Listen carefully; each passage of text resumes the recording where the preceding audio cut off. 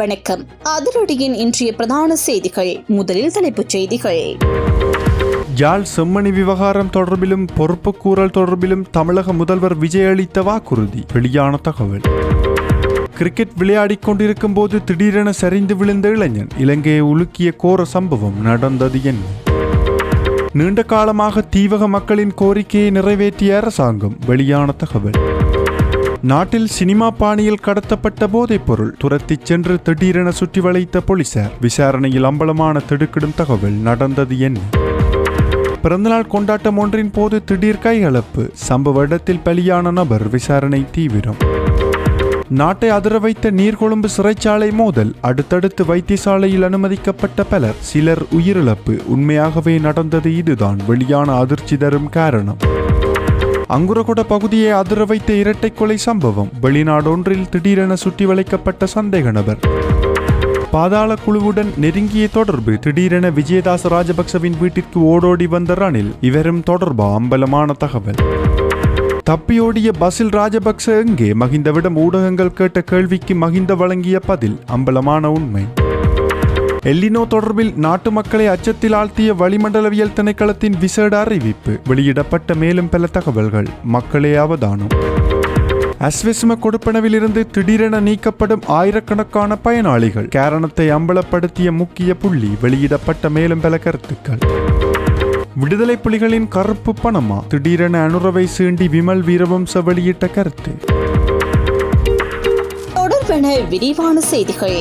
விரிவான செய்திகளுக்கு செல்ல முன்னர் இது போன்ற செய்திகளை உடனுக்குடன் அறிந்து கொள்ள எமது அதிரடி சேனலை சப்ஸ்கிரைப் செய்து கொள்ளுங்கள்.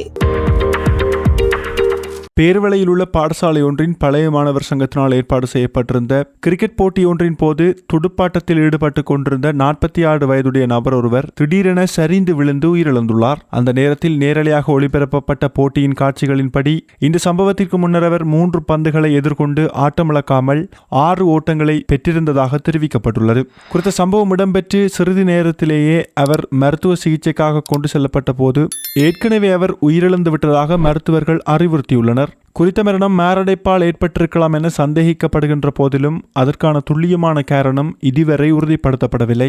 இந்த திடீர் துயர சம்பவத்தால் வீரர்கள், அதிகாரிகள் மற்றும் பார்வையாளர்கள் அனைவரும் பெரும் அதிர்ச்சி அடைந்துள்ளனர். இதனைத் தொடர்ந்து போட்டியில் மீதமுள்ள பகுதிகளை ஏற்பாட்டாளர்கள் உடனடியாக நிறுத்தி வைத்ததாகவும் தகவல்கள் வெளியாகியுள்ளது. யாழ்ப்பாணம் செம்மணி மனித புதைக்குழி விவகாரம் தொடர்பாக சர்வதேச குற்றவியல் நீதி பொறிமுறையை நாடுவதற்கு ஆதரவு அளிப்பதில் தமிழகத்திற்கு ஒரு கடமை இருப்பதாக தமிழக முதலமைச்சர் விஜய் தெரிவித்துள்ளார். இந்த விடயம் தொடர்பாக பொறுப்புக்கூறல் நடவடிக்கையின் அடுத்த கட்டத்தை எவ்வாறு முன்னெடுக்கலாம் என்பது குறித்து அவசரமாக ஆராய்வதாகவும் அவர் தமிழ் தேசிய பேரவையின் பிரதிநிதிகளிடம் உறுதியளித்துள்ளார்.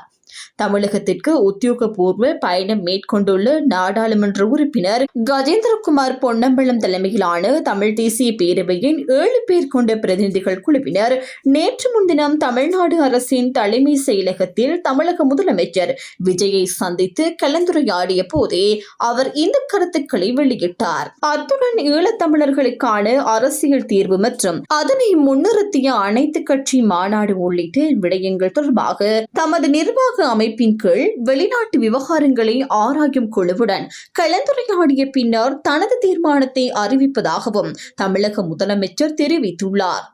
மேலும் இலங்கை மற்றும் தமிழக கடற்தொழிலாளர்கள் தொடர்பான பிரச்சினைக்கு முன்னுரிமை அளித்து ஒருங்கிணைந்த முறையில் தீர்வு காண நடவடிக்கை எடுக்கப்படும் என்றும் அவர் குறிப்பிட்டுள்ளார்.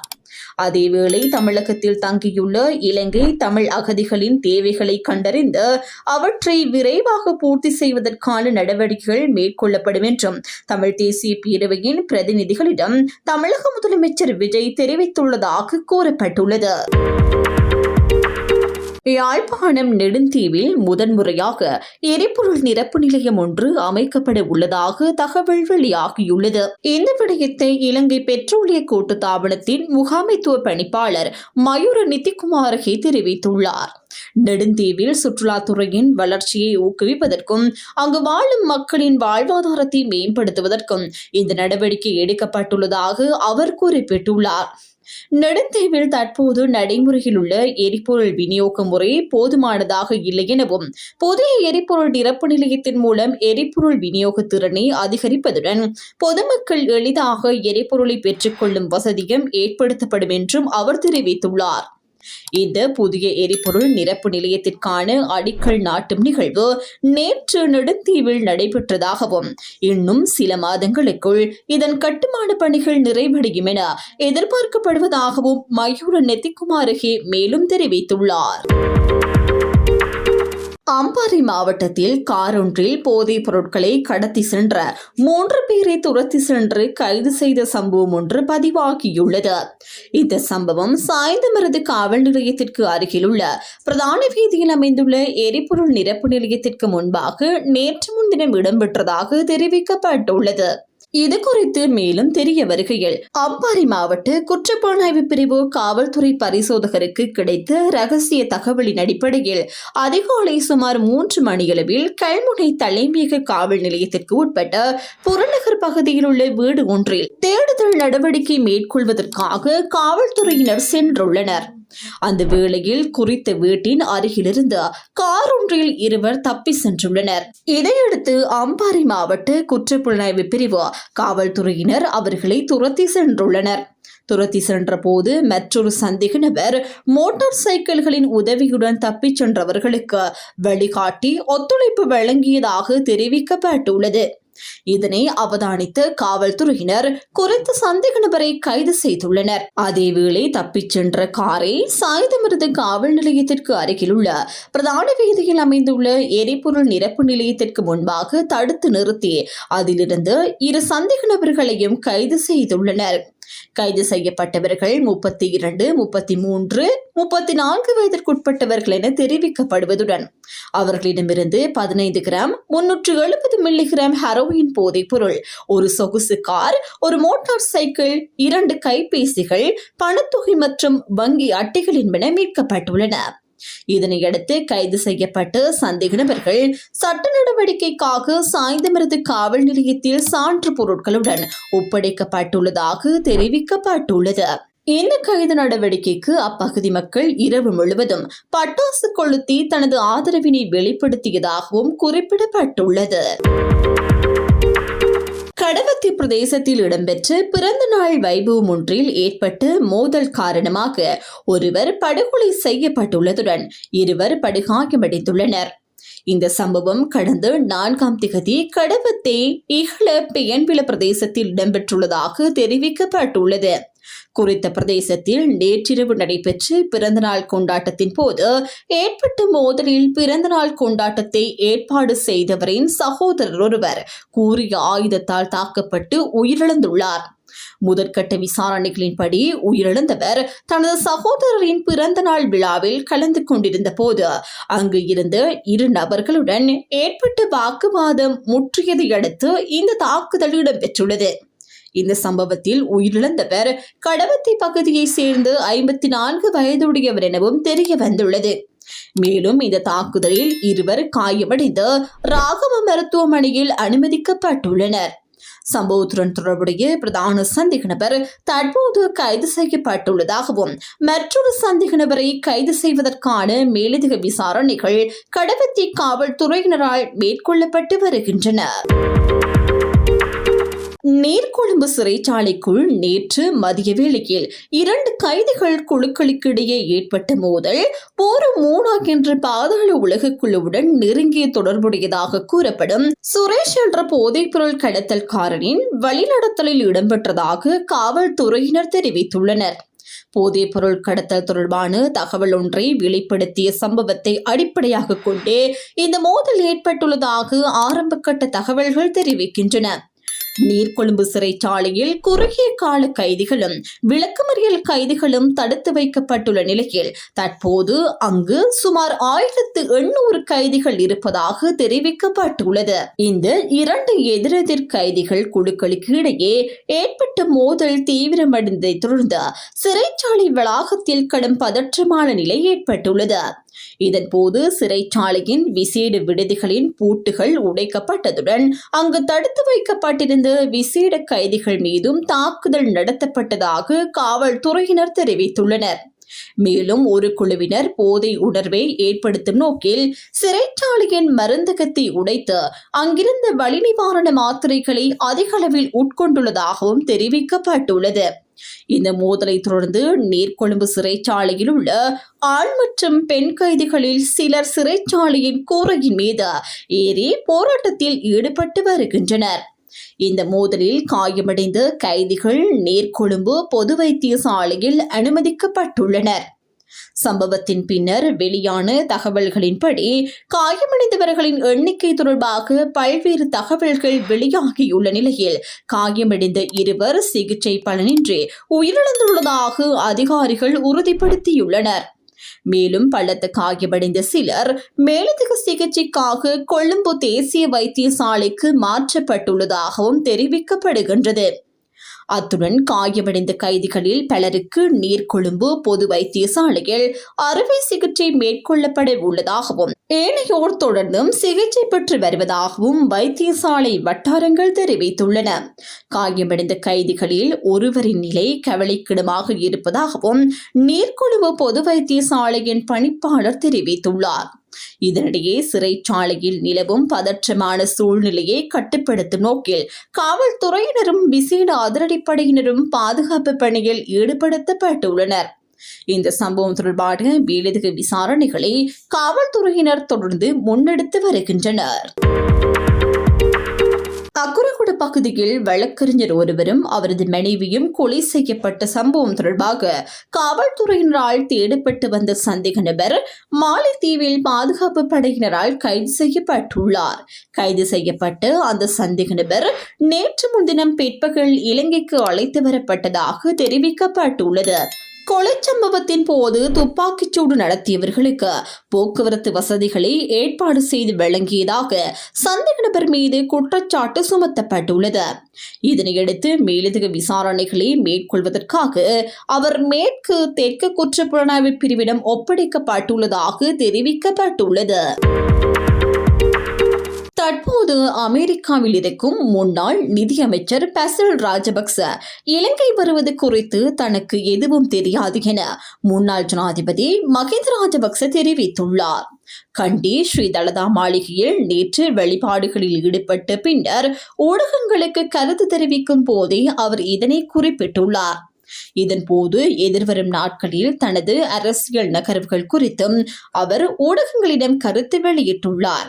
பசில் ராஜபக்சவுக்கு எதிராக பிறப்பிக்கப்பட்ட பிடியாணை மற்றும் நிலுவையில் உள்ள வழக்கு விசாரணைகள் குறித்து ஊடகவியலாளர் ஒருவர் எழுப்பிய கேள்விக்கு பதிலளித்த முன்னாள் ஜனாதிபதி மஹிந்த ராஜபக்ச, பசில் ராஜபக்ச நாட்டிற்கு வருவது குறித்து நீங்கள் அவரிடமே கேட்க வேண்டும் என தெரிவித்துள்ளார்.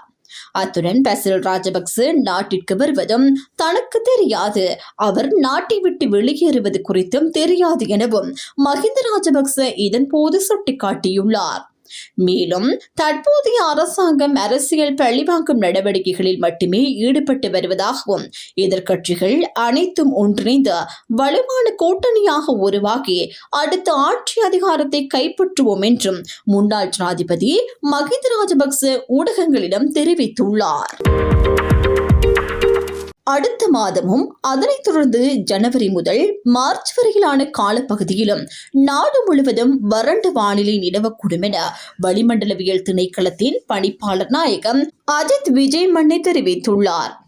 எல்னினோ தாக்கமும் தென்மேற்கு பருவமழை பலவீனமடைந்துள்ளதும் இந்த வறண்ட வானிலை நிலைமைக்கு காரணமாக இருக்கலாம் என அவர் குறிப்பிட்டுள்ளார். எனினும் எதிர்வரும் அக்டோபர் மற்றும் நவம்பர் மாதங்களில் கனமழை பெய்யக்கூடிய வாய்ப்பு இருப்பதாகவும் கணிக்கப்பட்டுள்ளது. இதற்கான புதுப்பிக்கப்பட்ட வானிலை தகவல்கள் விரைவில் வெளியிடப்படும் எனவும் தெரிவிக்கப்பட்டுள்ளது. இதனிடையே எல்னினோ தாக்கத்தால் ஏற்படக்கூடிய பாதிப்புகளை குறைப்பது தொடர்பாக சுற்றுச்சூழல் அமைச்சர் தம்மிக்கு படப்பிண்டி தலைமையில் நேற்று அமைச்சரவை தலைவர்களுடன் விசேட கலந்துரையாடல் ஒன்று நடைபெற்றுள்ளது. இதன்போது சமர்ப்பிக்கப்பட்ட முன்மொழிவுகளை ஆய்வு செய்து அடுத்த 2 வாரங்களுக்குள் தேசிய செயல் திட்டம் அறிவிக்கப்படும் என அமைச்சர் தெரிவித்துள்ளார். குறைந்த வருமானம் பெறும் குடும்பங்களுக்கு வழங்கப்படும் அஸ்விசம நலன்புரி திட்டத்தில் உள்ள பயனாளிகளின் எண்ணிக்கையை படிப்படியாக குறைக்க அரசாங்கம் தீர்மானித்துள்ளது.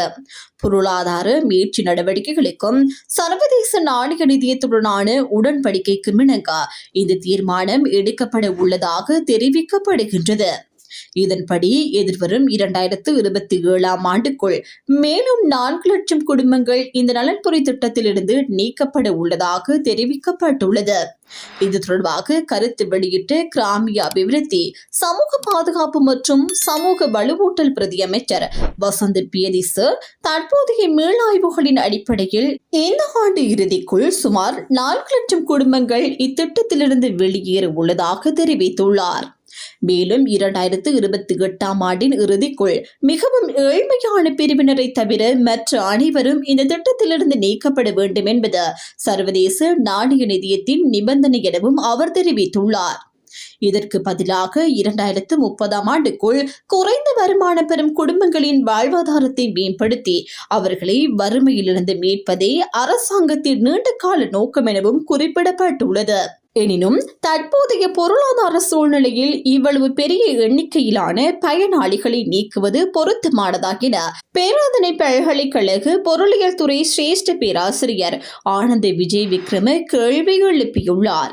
பொருளாதார நெருக்கடியின் பின்னர் மக்களின் வருமானம் நிலை பெறாமல் உள்ள நிலையில் விலையேற்றம் காரணமாக 33% அதிகமான மக்கள் இன்னும் வறுமையில் வாழ்ந்து வருவதாக உலக வங்கி அறிக்கைகள் சுட்டிக்காட்டுகின்றன. வெறும் சர்வதேச நாணய நிதியத்தின் நிபந்தனைகளை அடிப்படையாக கொண்டு ஏழை மக்கள் திட்டத்திலிருந்து நீக்கப்பட்டால் அவர்கள் கடுமையாக பாதிக்கப்படுவார்கள் எனவும் அவர் மேலும் தெரிவித்துள்ளார். பணமோசடி தடுப்பு சட்ட திருத்தத்தின் மூலம் தமிழீழ விடுதலை புலிகள் அமைப்பின் கருப்பு பணம் நாட்டிற்குள் வரும் என தேசிய சுதந்திர முன்னணியின் தலைவர் விமல் வீரவன்ச தெரிவித்துள்ளார். கொழும்பில் உள்ள தேசிய சுதந்திர முன்னணியின் தலைமை காரியாலயத்தில் நடைபெற்ற விசேட ஊடகவியலாளர் சந்திப்பில் கலந்து கொண்டு கருத்துரைக்கும் போதே அவர் இவ்வாறு குறிப்பிட்டுள்ளார். இது தொடர்பாக அவர் மேலும் தெரிவிக்கையில், தற்போது மேற்கொள்ளப்பட்டுள்ள பண மோசடி தடுப்பு சட்ட திருத்தத்தின் மூலம் பண மோசடி தொடர்பான தீர்மானங்களை எடுக்கும் அதிகாரம் மத்திய வங்கியின் விசேட குழு ஒன்றுக்கு வழங்கப்பட்டுள்ளதாக தெரிவித்துள்ளார். அந்த குழு அடுத்த தீர்மானங்களுக்கு எதிராக நீதிமன்றத்திற்கும் செல்ல முடியாத வகையில் கருப்பு பணத்திற்கு பெரிய வாயில் திறக்கப்பட்டுள்ளதாகவும் அவர் குற்றம் சாட்டியுள்ளார். இதன் மூலம் தமிழீழ விடுதலை புலிகள் அமைப்பின் கருப்பு பணம் நாட்டுக்குள் வரும் நிலை உருவாகும் என்றும் அப்போது நாட்டின் காணி நிலங்களும் மூலோபாய முக்கியத்துவம் வாய்ந்த இடங்களில் உள்ள சொத்துக்களும் அவர்களால் எளிதாக வாங்கப்படக்கூடும் என்றும் அவர் தெரிவித்துள்ளார். இதற்கு தடையாக இருந்து மகாவலி அபிவிருத்தி அதிகார சபையை இல்லாது ஒழிக்கும் போது அதன் கீழ் இருந்த வடக்கு மற்றும் கிழக்கு பகுதிகளில் உள்ள அனைத்து காணி நிலங்களும் பிரதேச செயலாளர்களின் கீழ் கொண்டு செல்லப்பட்டு அந்த கருப்பு பணத்தின் மூலம் சொத்துக்களை தடையின்றி வாங்குவதற்கான வாய்ப்பு உருவாகும் எனவும் அவர் கூறியுள்ளார். சர்வதேச நாணய நிதியத்தின் நிபந்தனைகளுக்கு அமைவாக மின்சார சபை உள்ளிட்ட அரசு நிறுவனங்களை விற்பனை செய்ய முயற்சிக்கும் போது அந்த முக்கிய இடங்களை குறைந்த விலைக்கு வாங்கும் வாய்ப்பும் உருவாகும் எனவும் அவர் தெரிவித்துள்ளார். மேலும் இதற்கு தடையாக இருக்கும் விகாரைகள் மற்றும் தேவாலயங்கள் தொடர்பான சட்டங்கள் மற்றும் தொல்பொருள் சட்டம் ஆகியவற்றிலும் மாற்றங்கள் மேற்கொள்ளப்பட உள்ளதாகவும் இதற்கு எதிராக நிற்கும் பௌத்த துறவிகள் மற்றும் சமூக கட்டமைப்புகளை ஒடுக்க அரசாங்கம் திட்டமிட்டுள்ளதாகவும் அவர் குற்றம் சாட்டியுள்ளார். அத்துடன் அரசாங்க அமைச்சர்களின் சொத்துக்கள் பெருமளவில் அதிகரித்துள்ளமை அல்லது அசோக ரன்வளவின் போலி கலாநிதி பட்டம் தொடர்பாக எந்தவித விசாரணையும் நடைபெறவில்லை என்றும் அவர் தெரிவித்துள்ளார். மாறாக ஷானி அபிஷேகர் போன்ற அதிகாரிகளை குற்றப்புலனாய்வு திணைக்களத்திற்குள் கொண்டு வந்து சட்டமா அதிபர் பதவிக்கான பேராசையுடன் செயற்படும் சிலரை நீதிமன்றங்களுக்கு அனுப்பி கருத்து சுதந்திரத்தை முடக்கி சமூகத்தை கட்டுப்படுத்துவதே அரசாங்கத்தின் நோக்கம் என விமல் வீரவன்ச குற்றம் சாட்டியுள்ளார். லஞ்சம் அல்லது ஊழல் குற்றச்சாட்டுகளை விசாரிக்கும் ஆணைக்குழுவினால் முன்னாள் நீதியமைச்சர் விஜயதாச ராஜபக்சவின் மகன் கைது செய்யப்பட்டதை தொடர்ந்து முன்னாள் ஜனாதிபதி ரணில் விக்ரமசிங்கே இந்த வாரம் விஜயதாச ராஜபக்சவின் இல்லத்திற்கு சென்றதாக கொழும்பை சேர்ந்த ஆங்கில ஊடகம் ஒன்று செய்தி வெளியிட்டுள்ளது. அந்த ஊடகத்தின் தகவலின்படி பல எதிர்க்கட்சி பிரமுகர்களுடன் அங்கு சென்ற முன்னாள் ஜனாதிபதி விஜயதாச ராஜபக்சவின் நலனை விசாரிக்கும் நோக்கில் அவரை சந்தித்ததாக தெரிவிக்கப்பட்டுள்ளது. இதன்போது தனது ஜனாதிபதி பதவி காலத்தில் பாதாள உலக குற்றவாளி நத்துன் செந்துக்க விக்ரமரத்ன எனப்படும் ஹரக்கட்டா கைது செய்யப்பட்டதுடன் அவரை தடுப்பு காவலில் வைத்ததும் தொடர்பாக அனைத்து சட்ட நடைமுறைகளும் முறையாக பின்பற்றப்பட்டதாக ரணில் விக்ரமசிங்க அங்கு கூடியிருந்தவர்களிடம் தெரிவித்ததாக அந்த ஊடகம் குறிப்பிட்டுள்ளது. இந்த விவகாரத்தில் எந்த ஒரு தனிநபராலும் தலையிட முடியாது என்றும் முன்னாள் ஜனாதிபதி தெரிவித்ததாக கூறப்படுகின்றது. மேலும் ஹரக்கட்டா தொடர்பான ஆவணங்கள் உட்பட அனைத்து சம்பந்தப்பட்ட ஆவணங்களும் அப்போதைய பாதுகாப்பு அமைச்சராக இருந்த தனது ஒப்புதலுக்காக ஜனாதிபதி செயலகத்தில் சமர்ப்பிக்கப்பட்டிருந்ததாகவும் அவர் குறிப்பிட்டதாக தெரிவிக்கப்பட்டுள்ளது. அதேவேளை ஹரக்கட்டாவை முறையற்ற வகையில் விஜயதாச ராஜபக்ச பாதுகாத்தார் என்ற குற்றச்சாட்டுகளையும் ரணில் விக்ரமசிங்கே நிராகரித்ததாக அந்த ஊடகம் தெரிவித்துள்ளது. அரசின் காவலில் உள்ள ஒருவரின் பாதுகாப்பை உறுதி செய்வதற்காக முன்வைக்கப்படும் எந்த ஒரு கோரிக்கையும் கைதிகளின் பாதுகாப்பை உறுதிப்படுத்துவதற்கும் மனித உரிமை பொறுப்புகளை நிறைவேற்றுவதற்கும் அரசாங்கம் கடைபிடிக்க வேண்டிய கடமைகளுக்கு அமைவதாகவும் அவர் தெரிவித்தார். இதனிடையே ஒரு வழக்கில் செல்வாக்கு செலுத்துவதற்காக பணம் கோரப்பட்டதாக கூறப்படும் காலப்பகுதியில் முன்னாள் அமைச்சர் விஜயதாச ராஜபக்சவும் அவரது மகனும் துபாயில் இருந்தமே தெரிய வந்ததை தொடர்ந்து விஜயதாச ராஜபக்சவும் தற்போது விசாரணைக்கு உட்படுத்தப்பட்டுள்ளதாக லஞ்சம் அல்லது ஊழல் குற்றச்சாட்டுகளை விசாரிக்கும் ஆணைக்குழு இந்த வார தொடக்கத்தில் நீதிமன்றத்தில் தெரிவித்துள்ளது. மேலும் முன்னாள் அமைச்சரும் அவரது மகனும் ஒரே காலப்பகுதியில் துபாயில் இருந்தமைக்கும் முன்வைக்கப்பட்டுள்ள குற்றச்சாட்டிற்கும் ஏதேனும் தொடர்பு உள்ளதா என்பதை கண்டறியும் நோக்கில் புலனாய்வாளர்கள் தொடர்ந்து விசாரணைகளை மேற்கொண்டு வருகின்றனர். இத்துடன் அதிரடியின் இன்றைய பிரதான செய்திகள் நிறைவடைகின்றன. எமது செய்தி தொடர்பான உங்களுடைய கருத்துக்களை மறக்காமல் கமெண்டில் பதிவிடுங்கள்.